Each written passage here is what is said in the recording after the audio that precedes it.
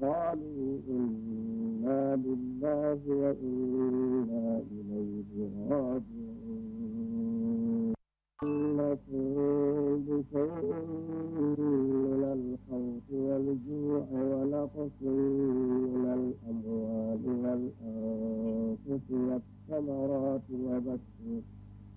وبشر الصابرين الذين إذا أصابتهم مصيبة قالوا إنا لله وإنا إليه راجعون إنكم بشيء من الخوف والجوع ونقص من الأموال والأنفس والثمرات وبشر الصابرين الذين إذا أصابتهم مصيبة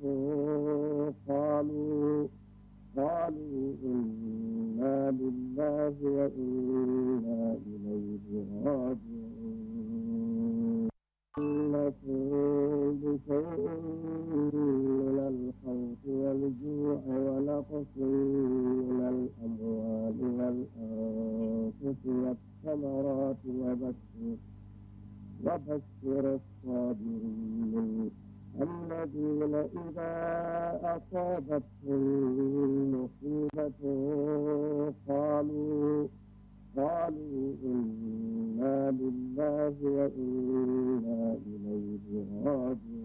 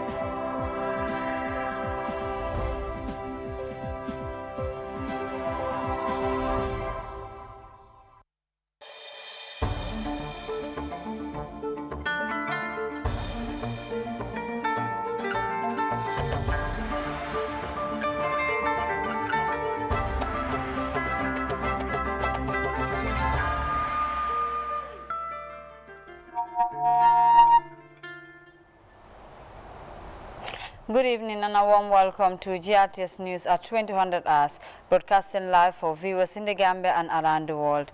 In the headlines this hour, the President, His Excellency Adama Barrow, grants audience to the Serbian Minister of State for Foreign Affairs at the State House.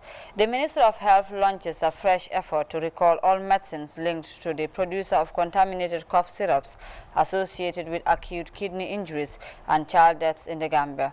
And positioning youth as peace builders, the Young Men Christian Association convenes a peace and security conference for young people. In sports, Gambia's national handball teams prepare for the upcoming Zone 2 Men's Youth and Junior IHF Africa Trophy set to take place in Guinea-Conakry. And Manchester United drops Portuguese star Cristiano Ronaldo from its weekend clash with Chelsea as the club legend faces a ban after a late-game walkout. Away from home, police in Germany investigate the motivation behind a fire at a Ukrainian refugee shelter that broke out on Thursday. Plus, innovators looked to renewable energy sources to enhance waste management in Africa amid increasing dumping of trash. Well, that's the top of the news and more coming ahead with me. I said, okay, thanks for joining us.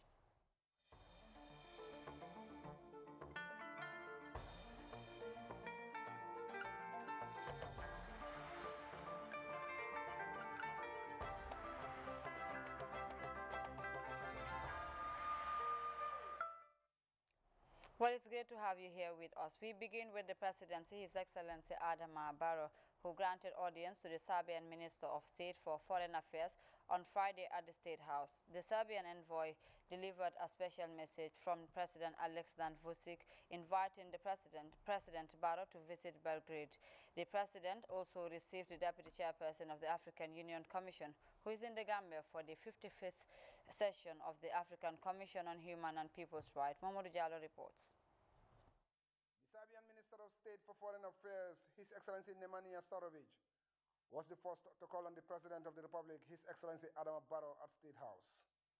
Mr. Starović delivered a special message from Serbian President Aleksandar Vučić, inviting President Barrow to visit Belgrade.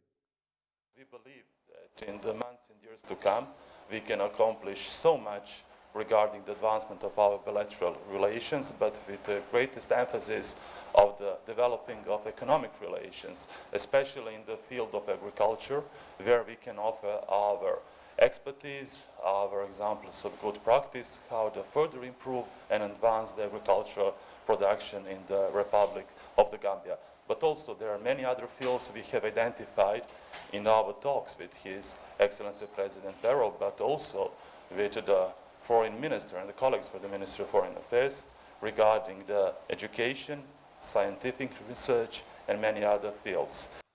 Whilst in the Gambia, Mr. Starović also officially opened the Serbian consulate, headed by Honorable Consul General Ambassador Pa Omar Fall. He described the development as a milestone in the annals of bilateral relations between Belgrade and Banjul. He also described talks with President Barrow as substantial and productive, expressing hope that the President will visit Serbia in the near future. In a separate engagement, the Gambian leader also received in audience the Deputy Chairperson of the African Union Commission, Monique Sansa Baganwa. We are here on behalf of the African Union Commission and on the mandate of the Chairperson of the African Union Commission, His Excellency Musa Faki Mahamat. And on this occasion of two things. One is the opening of the session of the African Commission on Human and People's Rights, which is, as we speak, opened today, and marking also the celebration of the 35 years of existence of the Commission. And the other occasion was yesterday. We witnessed the laying of the foundational stone for the headquarters of the African Commission on Human and People's Rights. The AU Deputy Chairperson praised the Gambia's track record in defending and protecting human and people's rights, describing it as a model for other African countries. She also commended the Gambia's commitment to the African Union and its institutions, reassuring that the Commission will continue to seek support and guidance from member countries of the African Union. Mamadou Diallo, GRTS News. While staying with the presidency, Vice President Dr. Aliou Badara Diouf Friday presided over the opening ceremony and the 73rd Ordinary Session of the African Commission on Human and People's Rights at the Sadauda Kairaba Jawara Conference Center in Bijulu. The summit coincides with the 35th anniversary of the African Commission on Human and People's Rights. Marian Jai Ajayi reports. The 73rd Ordinary Session of the African Commission on Human and People's Rights continues in Banjul, with delegates discussing the implementation of TRRC recommendations. Addressing the regional session, Vice President Diouf underscored the government's commitment to fulfilling the recommendations of the Truth Commission, with a particular focus on addressing gender-based violence by investing more on education, research, training and behavioral change. Vice President Ju further hailed this year's theme, noting its relevance as the world witnesses a spike in food prices as well as oil and gas. The COVID-19 pandemic took a major toll on growth and democratic transitions, for according to Vice President Ju, who outlined the challenges caused by the Russia-Ukraine war, which also triggered stiff increases in global food prices, leading to a major scarcity of oil and gas. These developments have also been compounded acutely by existing problems on the African continent. They cut across the whole continent. We recognize under the Constitutive Act of the African Union that the scourge of conflict in Africa constitutes a major impediment to the socio-economic development of the continent and the need to promote peace and prosperity. Leading deliberations at the Banjul Summit, Hannah Foster, the Executive Director of the African Center for Democracy and Human Rights Studies, expressed gratitude to Government of the Gambia for hosting the 73rd Ordinary Meeting and the African Commission for its continued support. 35 years is indeed a significant milestone, a historic time indeed, whether it is in the life of any human being or any institution. It therefore offers an opportunity to contemplate over those remarkable moments that have brought success, as well as those other moments we might have been challenged, changed our course, or even be given another chance to journey on. The Chief Justice, Hassan B. Jallow, was amongst the speakers at the summit. He highlighted that Africa has a cause to celebrate remarkable achievements that include the adoption of the Banjul Charter on Human and People's Rights, which he hailed as an impacting step, despite numerous challenges faced by the African Commission in promoting and protecting human rights in Africa. Challenges do, of course, remain. And as I said, new ones are arising. And we must face up to those as well.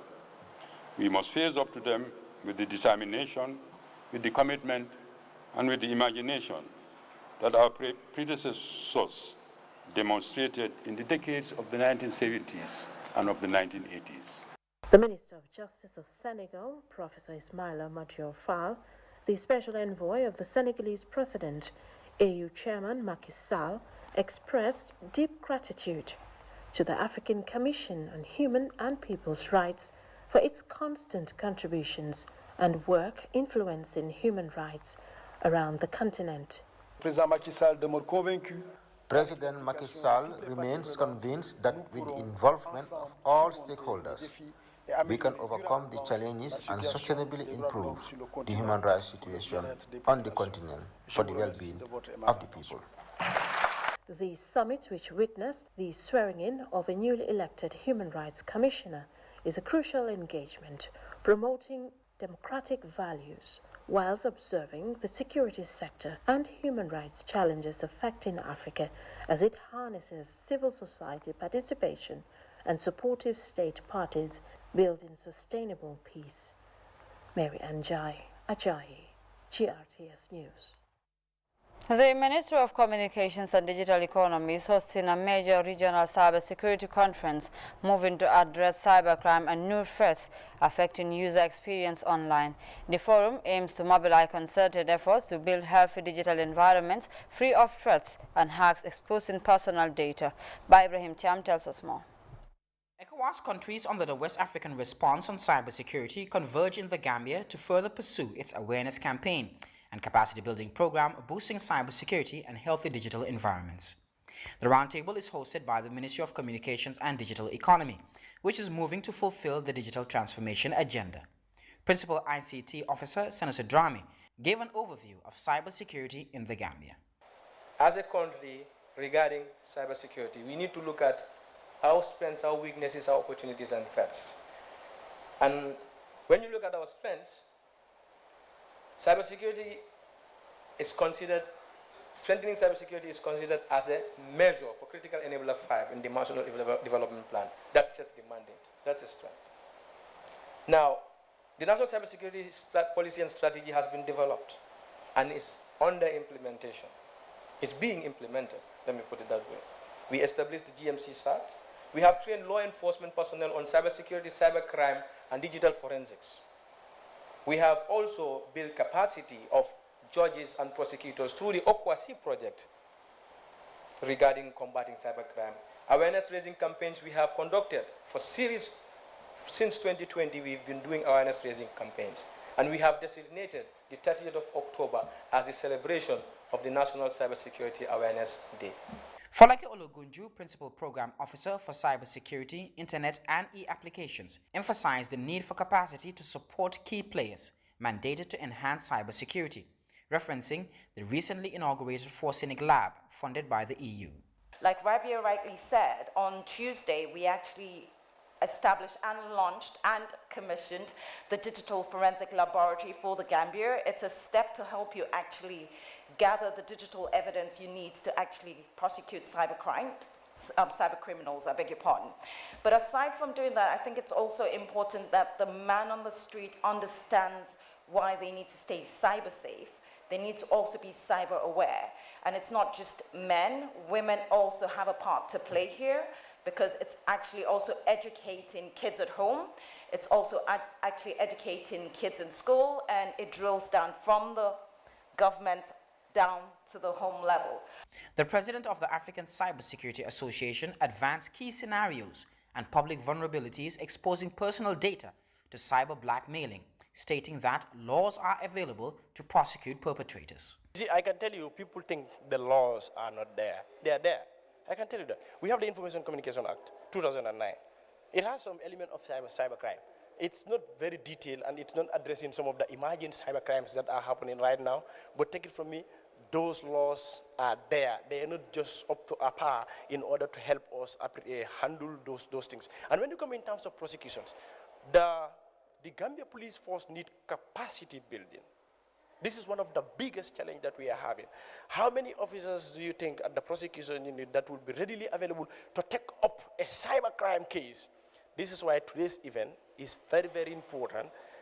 Dr. Raphael Kofi, Director of ECOWAS Commission on Digitalization, urged participants to draw effective strategies to safeguard data and crack down on cybercrime, where all players have a crucial stake.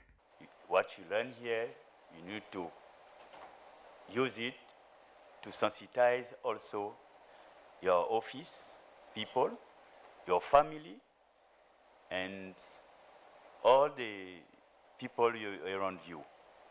Because, you know, the cyber attack is usually originated from the failure of individual.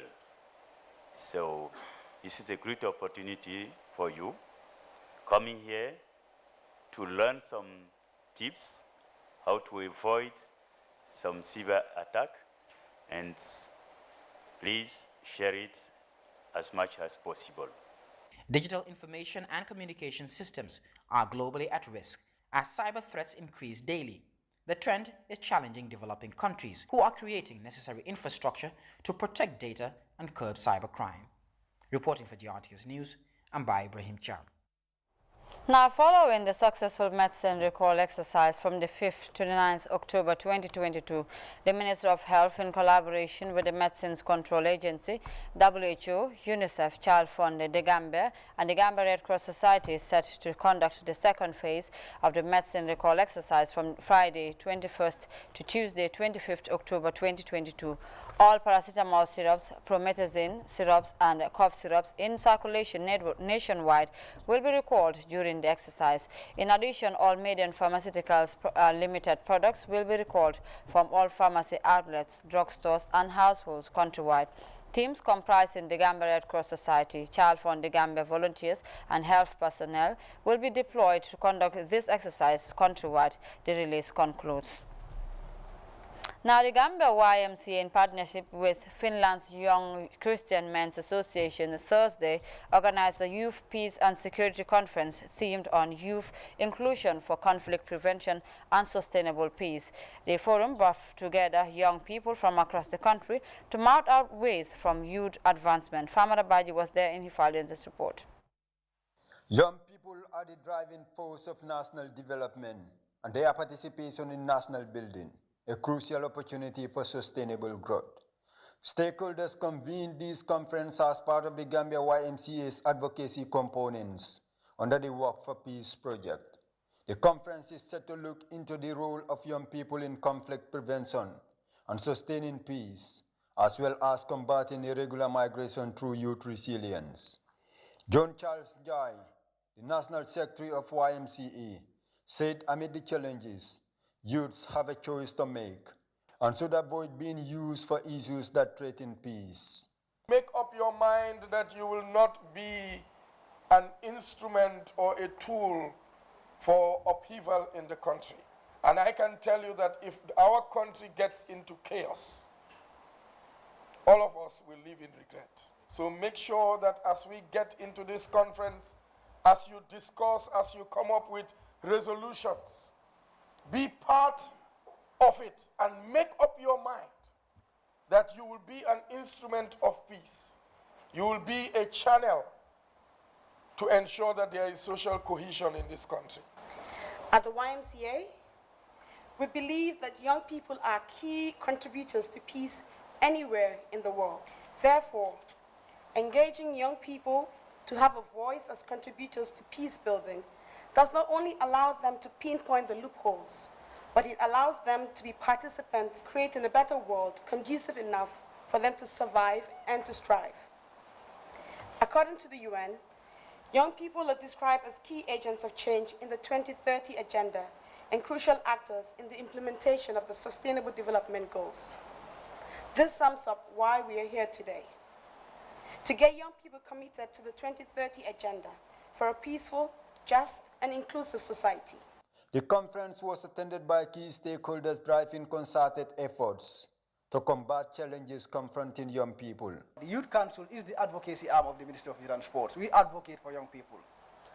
We are not there to at least create jobs for young people, but we advocate and also give you opportunities, but we create for opportunities for you. Any opportunities that are existing, we try to at least connect you to those opportunities. It is hoped that at the end of the conference, these young people would come up with resolutions and programs to pave a viable way forward for young people. I am hopeful that with you, the young people, if only you keep hope alive, that we can have a better tomorrow, we can have a better Gambia, then will we have a better Gambia. Farmer Abaji, CRTS News. Young people bringing tourists from around the world to the Smiling Coast, which is looking to improve the downturn of previous years. On Thursday, a team of Antwerp-Banjul challengers arrived in the country after driving from Benjam to Banjul, covering a distance of over 7,000 kilometers in a driving adventure supporting charitable causes. The trip, organized by the Department of Community Development in partnership with Helping Hands Foundation, is meant to assist government's efforts in improving socio-economic development. Yaro Jala has more in this report.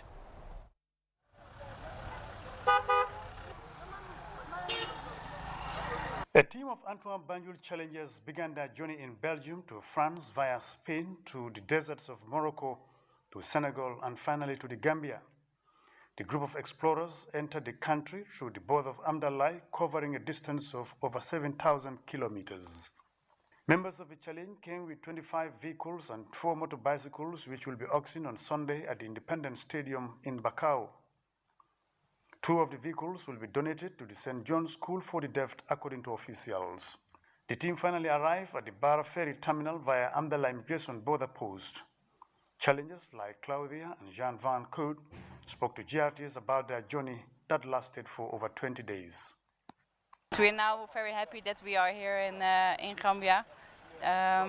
So we are travel here for another week, and then we see another a lot of things here. Very long experience. 3 weeks to ride to Belgium, France, Spain, Morocco, West Sahara, Mauritanië, Senegal en Gambia. Dus 3 weeks with my daughter. It's very nice. The head of the team, Cor de Breza, said they are happy to venture into such a worthy cause that will help vulnerable Gambians as well as contribute to development of the country. We have a list of 50 different projects like schools, boreholes, school buses, and we have a lot of projects in the Gambia. And then when people want to join the challenge, they make the choice of those lists. They make the choice by themselves. And yes, and after that, when we arrive in the auction, all cars and motorcycles go to the auction and the money goes also to the projects. And I have a project manager who check how far is the project, is it okay, or there must be a kind of control. And also for the sponsors at home, is it good to hear later something about the project? Okay, they built a school, they have a borehole of a water put or something like that. Members of the Antwal Banjul Challenge were accorded a tumultuous welcome at Banjul by the Department of Community Development and partners, cultural groups, government authorities, and the cross-section of the community. The coordinator of Antwal Banjul Challenge, Usman Sonko, commended the challengers for what he described as a humanitarian gesture and invite the public to their auction at the Independence Stadium, adding that monies gained from the sales will be used to sponsor different projects in the country. Please come and support a community. Please come and help us to complete all the projects we started. The Director of the Department of Community Development, Fatou Jiba, and the Permanent Secretary, Ministry of Regional Governments and Lands, Buba Sanyang, respectively, underscored the importance of the partnership between the Department of Community Development and challengers, which is meant to complement government efforts.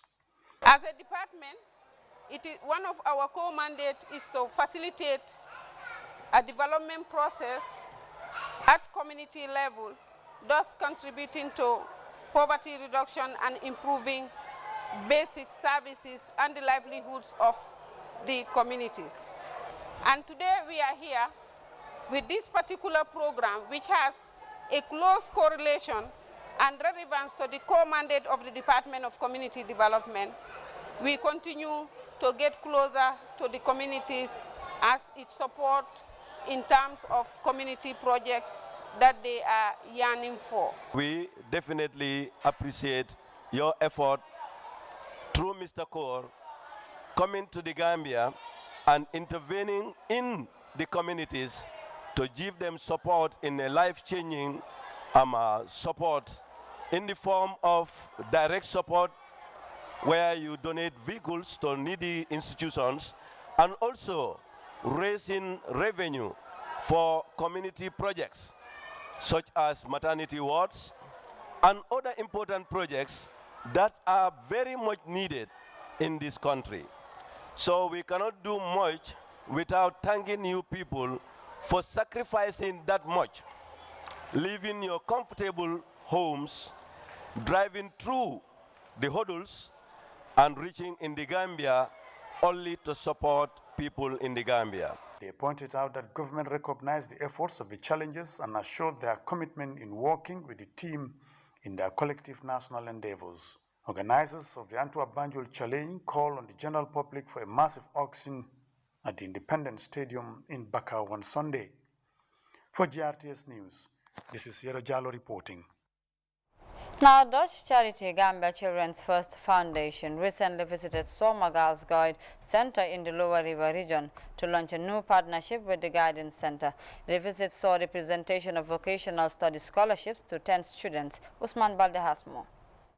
The foundation had been providing financial support to needy youths in the country, particularly girls, acquire vocational education since 2002. Carolina Scarp, the chairperson of the foundation, discussed the importance of vocational education in economic development. This, she said, is the rationale behind the provision of scholarship people at the center. We choose mainly girls because we firmly believe that it is mostly the girls that don't get the chance to get any such education here in this country. And we believe that it is very important for the development of the country to have well-educated girls in its population. The second reason is that we believe that it may reduce the phenomenon of early marriage. And the third reason that for us in Europe, in Holland, we come from Holland, is very important, is that if girls get married, that they have their independence because they have an education. So they are not dependent on their husband. Neela Hainin, treasurer of the foundation, outlined the various skill centers the foundation is supporting. Country centers they are supporting, she added, has all met the criteria of the National Accreditation and Quality Assurance Authority. We have chosen some years ago to get a memorandum of understanding with the NACA. And the NACA takes care of the quality of the education, not only the education that is given by the teachers, but they look after the quality of the building. Are the toilets in order? Is there electricity? Is there water? And these are requirements that we, as well as the NACA, find very important, that needs to be in order before we say yes for a cooperation to a school. The teachers should be qualified and have an accreditation. The school needs to have a license. If all these things are in order, then we say yes, and we start with sponsoring students. Musa Sane, the local representative of the foundation in the country, described the partnership with the centers as crucial in the work of the foundation. He called on the sponsors students to make the best use of the opportunity. So I urge you students to take this seriously. Attend your classes, go after your tutors, go after the principal of the school if there is a need be for you to have your lesson. Because during the course of the program, you are expected to be equipped with skills that will benefit you after leaving the gates of this institution. To you parents, my parents as well, this is an opportunity. The cost of the skills training in this center should have been saddled by you, the parents. But now, a charitable organization came in to relieve you of that duties. But I do not want you to relieve yourself of all the responsibilities. Alaji Kaur is the manager of the Soma Girls Guide Center. He thanked the foundation for the gesture and assured of quality training and professional development for trainees at the center. Make best use of this opportunity. You are the one who can make this success, and you are the one who can make this fail. But the rest, as far as the administration is concerned, we are going to be solely be with you people to make sure that their monies are not going to be in vain. Their monies are not going to be in vain. And let me repeat this. Our motto is enter to learn and ready to serve. Enter to learn and ready to serve. And the end meet is you are self-independent. According to officials, the foundation is currently supporting 5 vocational education centers across the country, and plans are underway to include male students in their sponsorship packages. Usman Balde, GRTS News. Meanwhile, the Gambia Revenue Authority recently convened a 2-day tax seminar for tax collectors and regional authorities in the Central River region. The focus is to improve taxation, supporting development. Modulamin Sane. This seminar is meant to enlighten local government authorities in Central River region on tax vitality and payment methods. The sensitization on taxation organized by the Gambia Revenue Authority seeks to hone the skills of tax collectors and revenue officials on tax payment modalities and new developments in the sector. The program is part of GRA's strategic plan to improve individual businesses and personal tax payment. The seminar will be centered on the Gambian tax system, the accompanying revenue laws, and other taxpayer obligations and rights. We hope that this engagement with you will therefore deepen your knowledge about GRA's mandates and its operations. It will also discuss the significance of tax revenue in national development and other tax administrative matters in general. The training also exposes participants to basic custom procedures as well import and export processes. The seminar today will also discuss new tax reforms and clarify challenges faced by the authority and taxpayers in the process of collecting the much-needed tax revenue for government. For example, some of the reforms include, like in January 2018, the GRA, together with the Ministry of Finance, has undertaken reforms aimed at revising tax rates in some key revenue lines. This includes, among others, rental income tax rates reduced, corporate income tax, employment income tax, and personal income tax. It is a very important seminar. As I highlighted, the Gambia today, all what you are seeing around is possible because of GRA collecting those revenues to make development possible. Without them collecting, I don't think it is possible. The interface specially targets council members, lady councillors, and regional government officials to strengthen partnership with custom officials engaging regional customers in Bansang to effectively deliver tax payment. Maud Lamin Sane reporting for GRTS News from the Central River Region. While that report by Maud Lamin Sane takes us to our first break, news returns in a moment. Do stay.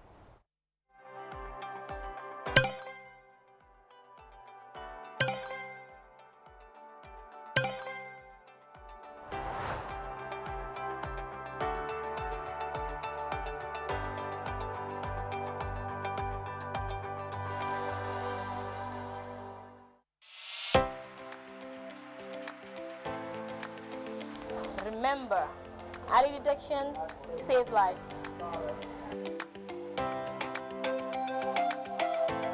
So we want to advise every woman, including myself, to go and know their status at any accessible health center.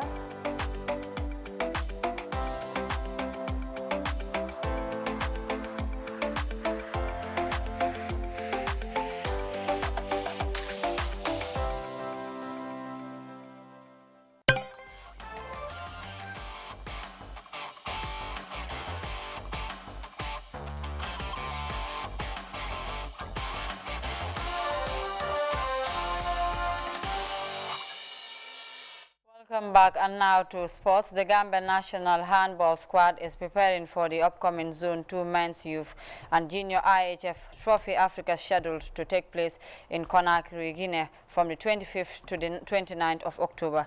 The event crucially serves as a qualification event for the continental phase of the IHF Trophy Africa. Seh Youth attended one of their training sessions and prepared this report.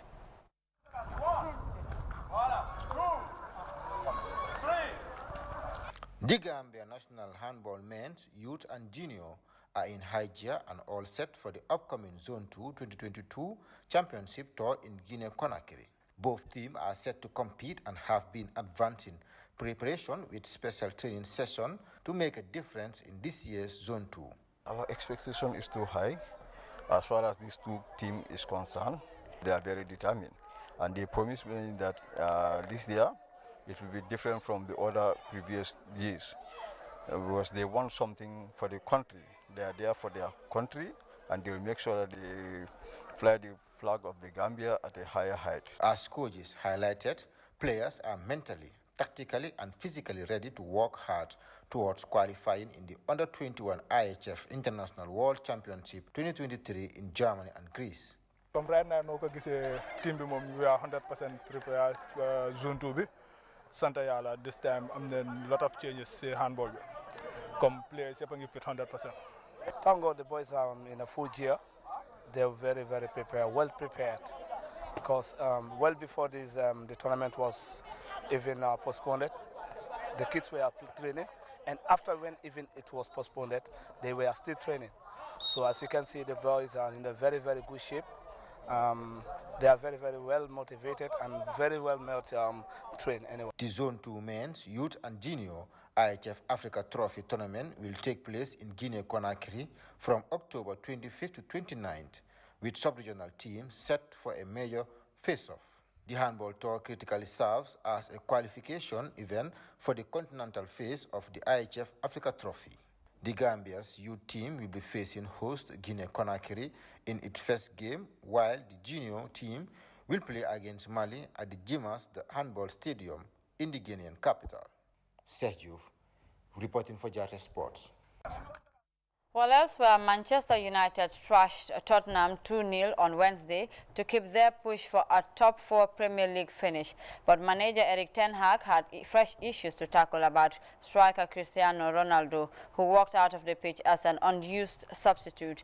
Ronaldo left the bench to go down the tunnel at Old Trafford in the 89th minute. A day later, the club announced that he had rejected a last-minute switch to come on and won't be part of the squad to face Chelsea on Saturday, as the Portuguese star faces what looks like disciplinary action. Ronaldo won't be training with the senior squad, according to reports. The club statement read, Cristiano Ronaldo will not be part of the Manchester United squad for this Saturday's Premier League game against Chelsea. The rest of the squad is fully focused on preparing for that fixture. In his post-match interview, Ten Hag said he would deal with the matter. I have seen him leave, but I didn't speak to him after. I will deal with that tomorrow. Today, we are celebrating this victory, and now we have to recover from and look forward to Saturday. And now, to end the news, I look at our main points once again. The President, His Excellency Adama Barrow, granted audience to the Serbian Minister of State for Foreign Affairs at the State House on Friday. The Minister of Health has launched a fresh effort to record all medicines linked to the producer of contaminated cough syrups associated with acute kidney injuries and child deaths in the Gambia. And positioning youth as peace builders, the Young Christian Men's Association convened a peace and security conference for young people. In sports, Gambia's national handball teams are preparing for the upcoming Zone 2 Men's Youth and Junior IHF Africa Trophy set to take place in Guinea-Conakry. And Manchester United dropped Portuguese star Cristiano Ronaldo from its weekend clash with Chelsea as club legend faces a ban after a late game walkout. Away from home, police in Germany are investigating the motivation behind a fire at a Ukrainian refugee shelter that broke out on Thursday. Plus, innovators are looking to renewable energy sources to enhance waste management in Africa amid increasing dumping of trash. Well, that was all we had time for in the news at 2000 hours. Do join me again at 2200 hours for more news and updates. Until then, I am Aissatou Keita, and thanks for watching.